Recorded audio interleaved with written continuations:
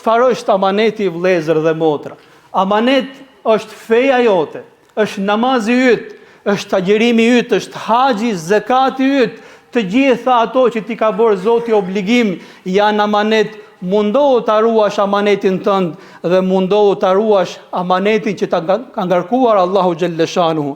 Amanet është haku i robit, qoftë i vogël apo i madh ai hak, qoftë ai person miku yt apo qoftë ai person armiku yt. Amanet është detyra që bën, qoftë ajo detyrë shtetërore, qoftë ajo detyrë private, nëse nuk të kap dot shteti dhe nëse nuk të pyesin instancat më të larta, për një gjë ti je i sigurt, do të pyes një për një Allahu xhalleshanuhu në këtë amanet që ta ka ngarkuar ty. Amanet është zanati yt, është puna jote, është profesioni yt. Nëse klienti se kupton defektin dhe hilen që i ke bërë, atë e njeh mirë Allahu xhalleshanuhu, prandaj ruaj Zotin dhe ruaj amanetin e Zotit teksa bën punë.